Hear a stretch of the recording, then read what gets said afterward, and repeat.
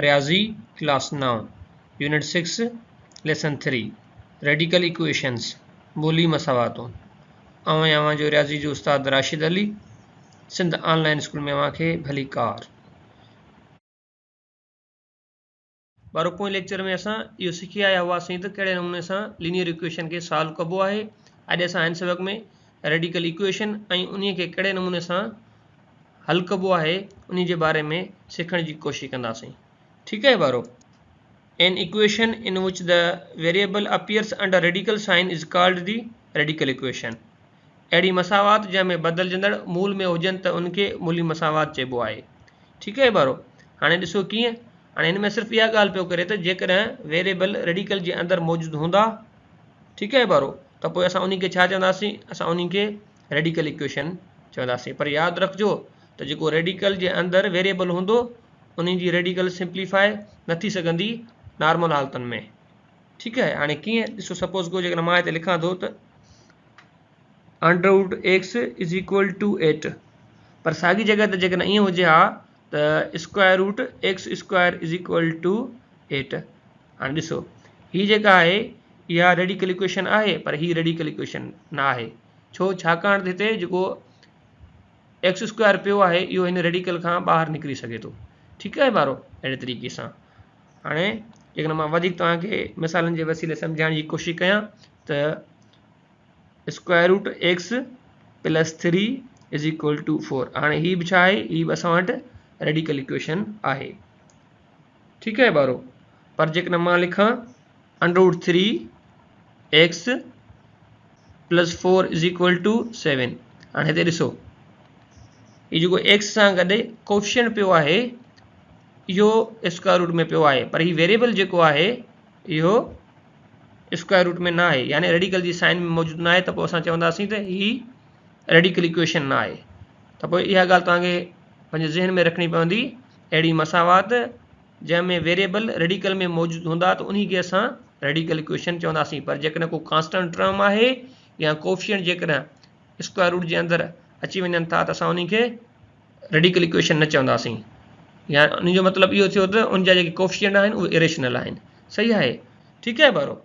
अहिड़े तरीक़े सां reduce equations involving radicals to simple linear form and find their solutions। हाणे हिते पियो चए त मूली मसावात खे लीनियर इक्वेशन में तब्दील करियो ऐं उन्हनि जा हल मालूम करियो। हाणे जो मतिलबु इहो थियो त ॾिसो बारो, हाणे असांखे हिकिड़ी इक्वेशन गिवन हूंदी जेका हूंदी रेडिकल इक्वेशन। पहिरियां असां उन खे छा कंदासीं त लीनियर इक्वेशन में आणींदासीं, उन खां बाद में उन्हनि जा रूट फाइंड आउट कंदासीं। हाणे इहा ॻाल्हि असां मिसाल जे वसीले सम्झण जी कोशिशि करियूं था। हाणे हिते असां वटि मिसाल आहे solve square root 2x plus 11 is equal to square root 3x plus 7।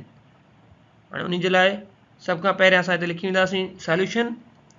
Solution लिखण खां बाद में जेको सम गिवन आहे असां उहो लिखी वेंदासीं square root 2x plus 11 is equal two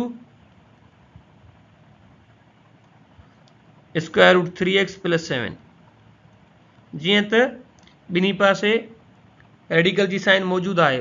हाणे हीअ जेका साइन आहे इहा आहे स्क्वायर रूट जी।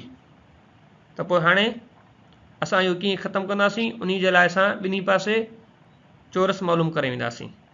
ठीक है बारो। त पोइ हाणे इहो कीअं थींदो, इहो थींदो त by taking square both sides. ठीक है बारो। त पोइ हाणे असां अॻियो स्टेप थींदो त square root 2x plus 11 whole square is equal to 3x plus 7 whole square. हाणे ॾिसो इहो उसूल आहे त जेकॾहिं स्क्वायर रूट जे मथां स्क्वायर अची थो वञे त स्क्वायर रूट असां वटि ख़तमु थी वेंदो ऐं रेडिकल जी साइन जे अंदरि जेकी टर्म मौजूदु हूंदा उन्हनि खे असां सेम इट इज़ लिखी वेंदासीं। त पोइ हिते थींदो त 2x plus 11 is equal to 3x plus 7। सही आहे वारो। हाणे असां छा कंदासीं, असां इनखे फर्दर सिंप्लीफाई करण जी कोशिशि कंदासीं त जीअं असांखे हिते एक्स जो मुल्ह मिली वञे। हाणे असां छा कंदासीं त इहो जेको 2x पियो आहे उन खे असां साॼे पासे खणी ईंदासीं ऐं 7 खे वरी खाॿे पासे खणी ईंदासीं। त पोइ हाणे कीअं थींदो, अॻियो स्टेप थींदो त 11 -7 is equal to 3x - 2x। जीअं त तव्हां ॼाणो था त निशानियूं छो तब्दील थियूं, छाकाणि त असां बराबर जे ॿिए पासे अगरि को बि टर्म खणी वेंदा आहियूं, अगरि उहो प्लस जो हूंदो आहे त माइनस जो थी वेंदो आहे, अगरि माइनस जो हूंदो आहे त उहो प्लस जो थी वेंदो आहे। ठीकु आहे बारो। ऐं जेकॾहिं वंड जो हूंदो आहे त उहो ज़रब जो थी वेंदो आहे, ऐं जेकॾहिं ज़रब जो हूंदो आहे त पोइ उहो वंड जो थी वेंदो आहे। अहिड़े तरीक़े सां हाणे जॾहिं असां हिनखे फर्दर सिंप्लीफाई कंदासीं त 11 मां 7 विया, असां वटि भाई घणा बचा, असां वटि हिते बचा बाक़ी 4 ऐं 3x मां 2x ख़तमु थी विया, बाक़ी असां वटि बचियो x। यानी हिते असांखे रूट छा मिलियो, रूट असांखे मिलियो त x इज़ इक्वल टू 4। ॾिसो बारो, हाणे असां इहो वेरीफाई करे था ॾिसूं त जेकॾहिं असां x इज़ इक्वल टू 4 हिन रेडिकल इक्वेशन में पुट था कयूं त इहा जेका इक्वेशन आहे उहा ट्रू थिए थी या न, यानी इहा सेटिस्फाइड थिए थी या न। ऐं सेटिस्फाइड कीअं थींदी आहे, जॾहिं असां जेको रूट आहे उहो इक्वेशन में पुट कयूं त पोइ ॿिन्ही साइड खां आंसर असांखे सेम मिले। ठीकु आहे बारो। त पोइ हाणे इहो कीअं थींदो, त हिते लिखंदासीं त put x is equal to 4 in given radical equation. ठीकु आहे बारो। त पोइ हाणे इहो कीअं थींदो, इहो थींदो त 2 × 4 + 11 इज़ इक्वल टू 3 × 4 + 7। ठीकु आहे बारो। अहिड़े तरीक़े सां जॾहिं असां हिनखे फर्दर सॉल्व कंदासीं, इहो कीअं थींदो, हिते थींदो त विचों 8 + 11 इज़ इक्वल टू 3 × 12 12 + 7। हाणे जॾहिं असां हिनखे फर्दर सॉल्व कंदासीं, हिते थींदो त स्क्वायर रूट 19, हिन साइड छा थींदो, हिते बि थी वेंदो स्क्वायर रूट 19। अहिड़े तरीक़े सां हाणे ॾिसो असांजी जेका इक्वेशन आहे उहा ट्रू थी वई। जी हा, बिल्कुलु ॿिन्ही पासनि खां असांजो जवाबु जेको आहे उहो सेम आयो आहे। त पोइ हाणे ॾिसो असां वटि जेको सॉल्यूशन सेट मिलियो, यानी जेको असांखे जवाबु मिलियो उहो असांखे मिलियो आहे त 4। अहिड़े तरीक़े सां हाणे छा थी वियो, आंसर। ठीकु आहे बारो। बिस्मिल्लाहिर्रहमानिर्रहीम। ॾिसो बारो, हींअर असां वटि 2 नोट आहिनि ऐं इहे नोट सिर्फ़ु रेडिकल इक्वेशन ते अप्लाई थींदा। ठीकु आहे बारो। ऐं इहे ॿई नोट तव्हांखे पंहिंजे ज़हन में रखणा पवंदा। हाणे पहिरियों नंबर नोट असांखे ॿुधाए पियो त sometimes the obtained root from the radical equation does not satisfy the original equation.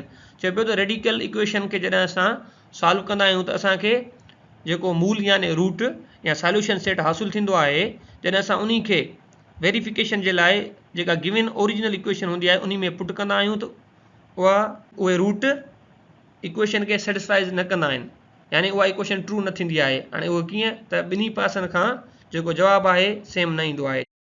जीअं त ॾिसो पोइ स्लाइड ते असां सॉल्व करे आया हुआसीं न, साॼे पासे बि स्क्वायर रूट 19 जवाबु आयो ऐं खाॿे पासे बि स्क्वायर रूट 19 जवाबु आयो हुयो। अहिड़े तरीक़े सां यानी उहो हिते न थींदो आहे, उहे रूट जेके आहिनि इक्वेशन खे सेटिस्फाई न करे सघंदा आहिनि। त पोइ उन्हनि रूट्स खे छा चवंदो आहे, इज़ कॉल्ड एन एक्सट्रानियस रूट।